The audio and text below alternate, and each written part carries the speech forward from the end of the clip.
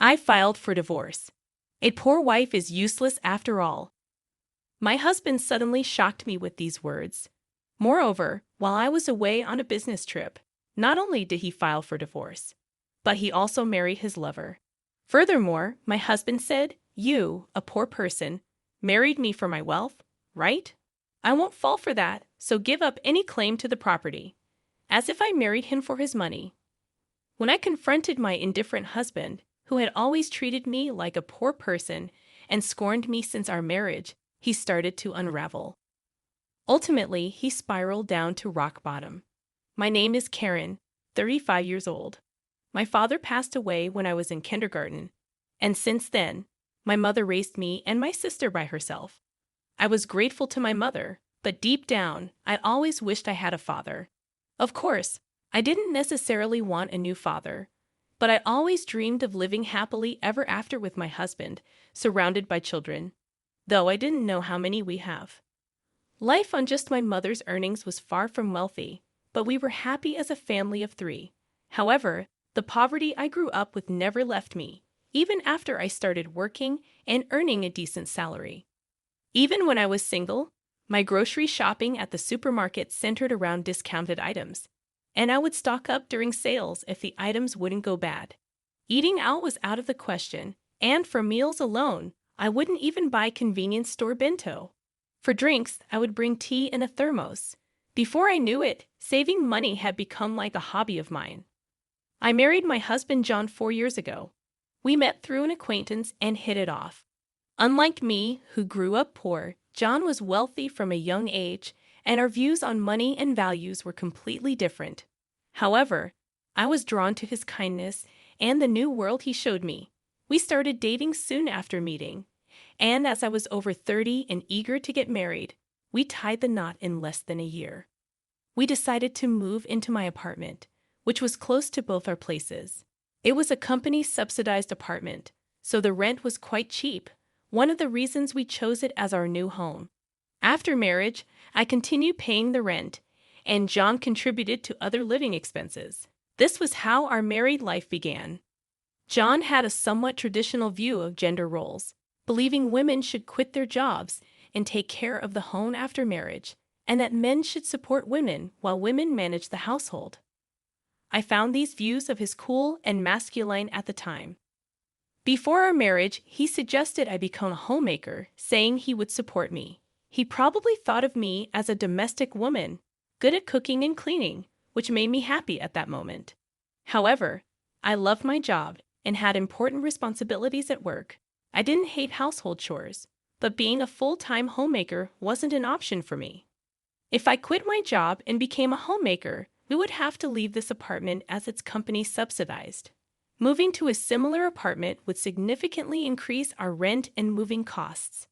Honestly, John's salary wasn't that high. If we had children, our financial needs would increase, and I would inevitably need to keep working. Thinking about our situation, I decided to earn as much as I could while I could. And since I was paying the rent, I felt I needed to continue earning. I subtly brought up these points, including the need to move out of the apartment, in a conversation with my husband John. This was probably the first time I contradicted his opinions. "Hey, about you wanting me to be a homemaker. I'll take care of the house, but can I continue working until we have kids? I want to save as much money as we can for now." "Huh? Are you saying my salary isn't enough? Or do you just want more money to spend?" "It's not like that. Kids are expensive, and I want to save up for that. I can even use my earnings for our living expenses. It's better to have more money, right?" "Right. Your annual income is $115,000, right?" "It's not much, just enough for the rent, but it's better than nothing. It's better than lounging around at home." "All right, but don't slack off on the housework." $115,000? Yeah, but thank you. I'll keep working until we have kids, of course. I'll take care of the house too. Though I felt uneasy about some parts, I managed to convince him to let me keep working. But in hindsight, this might have upset him. Balancing work and household chores was harder than I expected. My days were incredibly busy. I was a full-time employee, not part-time. I woke up early to prepare breakfast, lunch boxes for both of us, and to do some prep for dinner and tidy up the house. When I got home, I prepared dinner, heated the bath, and did laundry after John went to sleep. Honestly, there was barely any time for us as a couple, and I began to wonder if this was really what a marriage should be like. On the other hand, John, who acted like a traditional husband, did absolutely nothing at home.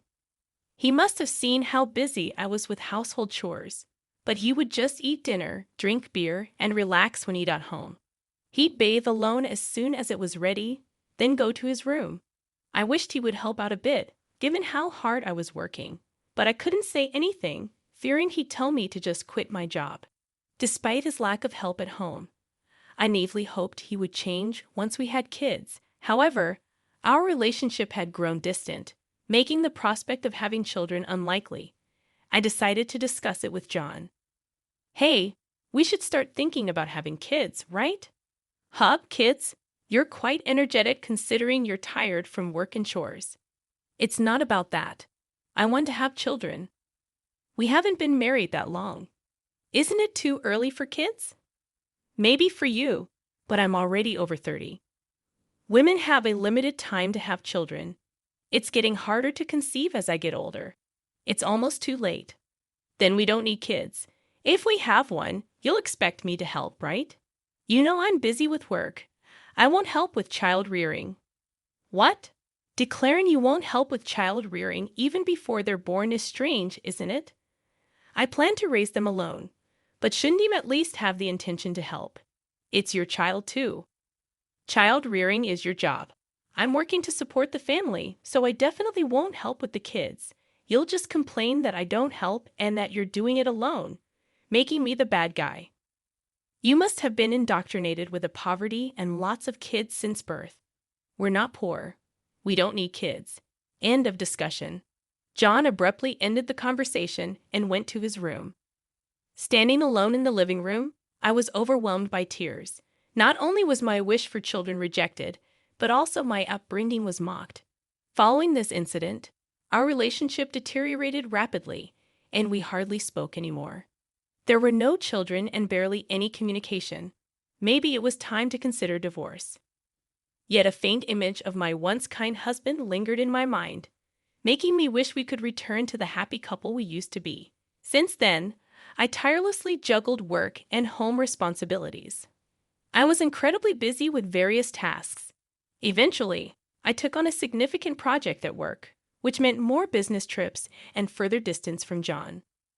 One day, as usual, I told him about an upcoming business trip, but his reaction was unlike any other time. I'll be away on a business trip for about 10 days from tomorrow. Please take care. Another trip. You're always working hard. Take care, even though you must be tired. He unexpectedly said, unlike his usual mocking self. He even said with a smile, wait for a big surprise when you get back. I had given up on him and was resolved to a decision internally. However, his smile shook my resolve. Our wedding anniversary was approaching, and I thought maybe he had a surprise for that. Despite everything, I hoped he might have changed his heart. I even considered rethinking my stance if he had truly changed. However, my faint hope was shattered by a major incident when I returned home 10 days later. I faced the first surprise. The front door wouldn't open. The key didn't fit. As I struggled, John spoke from inside. Karen, right? Surprised? This is the first surprise. I changed the locks, so your key won't work anymore. What do you mean? Why doesn't my key work? Open the door. Why would I let a stranger into my house? I changed the locks. And for your information, we're divorced. That's the second surprise. A poor wife is useless. Divorce? I never signed any papers. How could you even do this? I just forged your signature. I submitted it with a friend's name as a witness. So, you're a stranger now. Got it? Now understood. Then we need to discuss property division, right? Right, property division. I have a document for you to sign, waiving your rights to property division. I thought you'd say, give me property division if you want a divorce. Poor people like you probably saw me as rich. You married me for my wealth, right? I won't fall for that. So, waive your rights to the property. What? I never even thought about property division. I hadn't even considered divorce. So, you'll also waive your rights to property division, right? How much property do you think a poor person like you has? A few thousand in savings at most. I don't need that. I have more assets. So, if anyone is doing the dividing, it would be me giving money to you, not the other way around. Don't you get it? Is that so? Well, that doesn't matter. Let's change the document to reflect mutual renunciation of property rights and make it a public document. I retorted stubbornly. Afterward, John redid the document on his computer, deciding to make it a public document. However, it would be some time before we could submit it. I decided to pack my things and leave the house for the moment. As I was leaving, he scorned me until the end. You are poor. I thought about throwing away your belongings while you were on your trip, but you barely had anything, always wearing the same clothes typical of the poor. The reason my belongings were few at that time was deliberate, part of my plan. The only unexpected thing was John changing the locks without my knowledge. A few days later, as expected, a panicked John called. Karen, what have you done? What do you mean? I haven't done anything. Why are you panicking? I have a lot of questions. First, I was told to leave the apartment. Oh, you were still living there. That's not allowed. It's a new month. You're trespassing. Trespassing? But it's my house. Are you okay? Did you forget that was a company apartment I rented? I was the leaseholder, so naturally, you can't live there anymore. That's ridiculous. How could you do this? I can't believe you didn't know. I'm not the one who should be accused of doing things on my own. Didn't I tell you that you can't just change the locks of a rental apartment? It's my house. I can change the locks if I want. Didn't you listen? It was my lease apartment. Even if you were the leaseholder, the owner is the apartment manager. You can't change the locks without informing them. Is that so? Also, I terminated the lease. While you changed the locks, I was allowed to live there until this month. I was planning to return, but now you've unlawfully altered someone else's property, which could be criminal damage. Wait, why did you terminate it so early? Criminal damage? Is that why the police are at the front door now? I'm too scared to open it. But I calmly replied, so the police did come. Don't worry, it's probably not for trespassing or criminal damage. It's better to talk to them. Why do I know about the police? Because I reported you for filing the divorce papers yourself. It seems like you've committed crimes like forgery and fraudulent use of a private document. Divorce papers can be filed by one person, but only with mutual agreement and personal signatures. Since John forged my signature and the witness, it's obvious that it's a crime. But he seemed unaware of his guilt. I continued pressing further. So the divorce papers you submitted are invalid, and your marriage with Susan can't happen either. How do you know about Susan? Did you think I knew nothing? I had a private detective agency thoroughly investigate your affair with Susan. It was a busy time at work, and coordinating with the agency was tough. Plus, you even held a grand wedding ceremony while I was supposedly on a business trip. Are you okay? Your business trip was a lie. Yes, I took leave from work despite being busy to do some research and prepare documents. I knew about you bringing Susan home. It would have been impossible to gather this evidence while working. After I revealed everything, John was speechless and seemed quite downcast, even over the phone. Then he pleaded with me, "Please don't tell Susan. I'm divorced." Why would I? There's no such fact to tell. Really? Thank you. Are you misunderstanding something? When did you become divorced? That fake divorce paper is invalid, remember? So legally, you're still my husband, not divorced. What? So since you committed adultery, well, legally, my husband, Susan needs to pay compensation. I sent the demand for reparation to her house yesterday by express delivery. She didn't know you were married, right? Then I can't withdraw the claim at this point.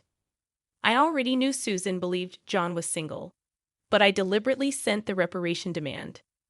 Susan hasn't contacted me yet. So maybe she hasn't received the letter. It should arrive soon. Shouldn't you be on the phone with me when you also have to deal with the police? I'm a resident here since I'm married. I have the right to receive the mail. I see, but I can't give you this envelope. It's registered mail for Susan only. What? Get it to me. Absolutely not. If you're so eager, ask Susan for permission.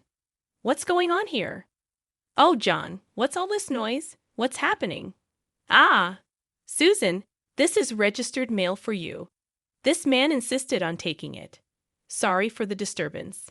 Now, I'll be on my way. What's this? A demand for reparation? John, you were married. What's going on here? Sorry, it's just, she's an ex-wife from a long time ago. I was embarrassed to say I'm divorced.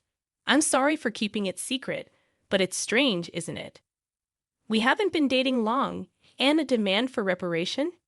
If you were divorced before we started dating, there shouldn't be any problem, right?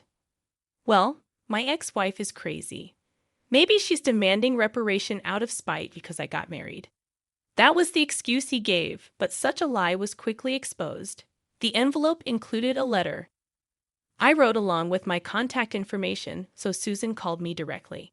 In that call, I told her about the affair, the invalid divorce, and that they had a wedding ceremony while he was still married to me. Although they had a wedding ceremony, they hadn't submitted the marriage registration yet. John wanted to submit it on You Good Coos Day, so it was still pending. He probably delayed submitting the marriage registration due to uncertainty about whether the divorce was finalized.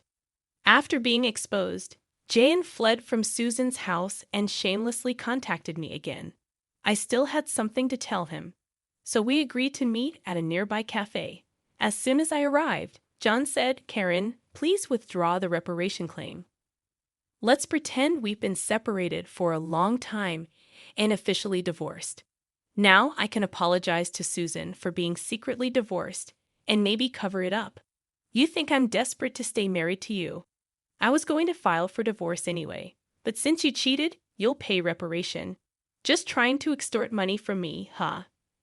Typical of the poor, you have such a poor heart. You're talking nonsense.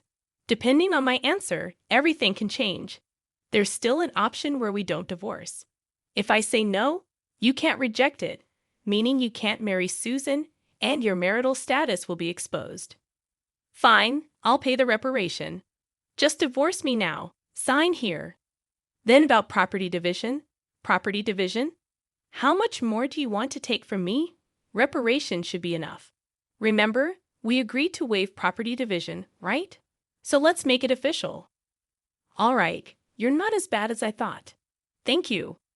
We then went to a public notary, made a public document for reparation and property division, and then to the city hall to submit the divorce papers, finalizing our divorce. Relieved, I exchanged final words with John. Glad we don't have to divide property. What are you saying? I'm the one who benefits from that. By the way, do you even have assets? After paying me reparation, Susan will also claim damages. She mentioned charging you for the wedding expenses. That's impossible. I'm marrying Susan. She can't claim that.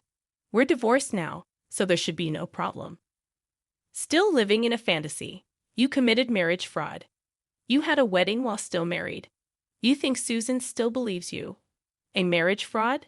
That's ridiculous. Susan will believe me. Believe that if you want. I heard from Susan directly. Also, weren't the guests at your wedding paid actors? You still owe them. You knew about that. I haven't paid them yet. What does it matter to you? You could have just taken property division and been better off. That's what I wanted to tell you. Even if we had divided property, you would have benefited more. What are you talking about, poor woman? Your family is poor, and you only make $15,000 a year, right?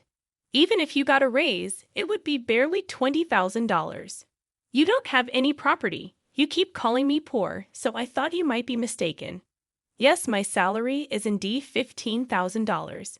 But you know I work for a foreign company, right? It seems you have no interest in me, but I became a director of the American branch. It's not $115,000 per year, but per month, $155,000 per month. So that's an annual income of $1,860,000. You're still bad with numbers. How do you manage to keep a job?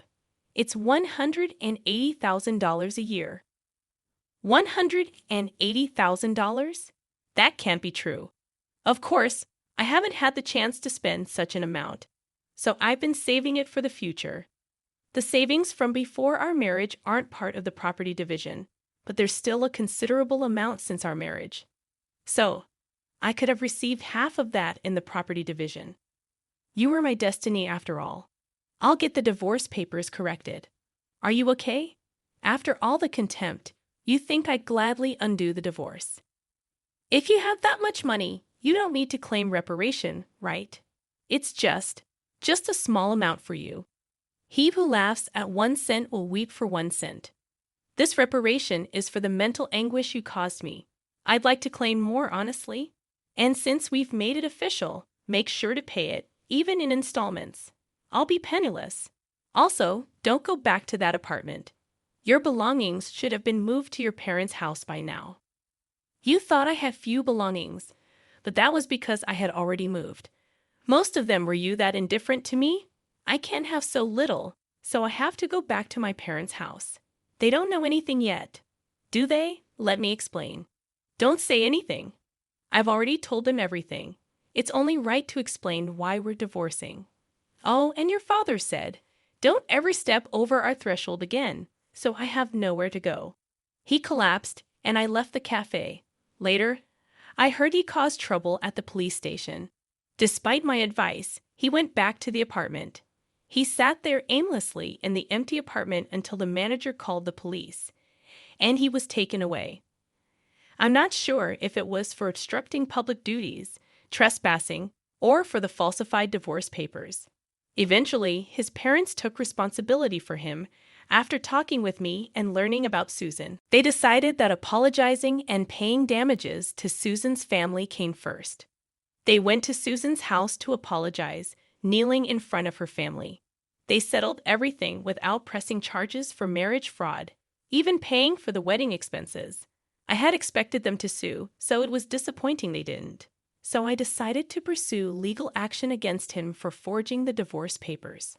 John offered a settlement, but I didn't withdraw the lawsuit. I didn't want him to think everything could be solved with money. I wanted him to be convicted and understand the gravity of his actions. Even if it cost time and money, I left everything to my lawyer, so it wasn't too burdensome for me. Even though it took time, Jen exposed for his actions, and the marriage fraud at his company couldn't stay there anymore. After being detained by the police and subsequently absent without leave, he was eventually fired. He ended up living at his parents' home, working all day at a relative's construction company. His father took all his earnings, leaving him with no income. I thought his parents wouldn't abandon him, but they were stricter than I expected. They paid my reparation and Susan's compensation, planning to make him work like a horse until he repaid everything. He lived in a shed-like place with no electricity, receiving only $5 per day for food, deducted from his salary. They planned to disown and kick him out once he's repaid everything, a harsh fate after years of hard work. I was offered a position at the head office abroad, so I moved overseas after the divorce was finalized. I worried John might come to me for help or harbor resentment, but the move abroad alleviated those concerns. I thought work would be my partner for a while, but soon I found a new relationship. I'm now dating a foreign executive at our head office, and I'm pregnant with plans to marry soon. I told him everything about my past and my ex-husband, and he's understanding. I'll take maternity leave and plan to return to work later, supported by him. He's enthusiastic about taking paternity leave and co-parenting, showing a different cultural perspective. After being tormented by my ex-husband, I finally feel I'm grasping true happiness and confidence in building the happy family I'd always dreamed of. Many suffer due to selfish spouses. While divorce isn't always the right choice, enduring silence isn't a virtue. It's important to know that honest discussions can lead to resolutions, and sometimes divorce is a necessary option.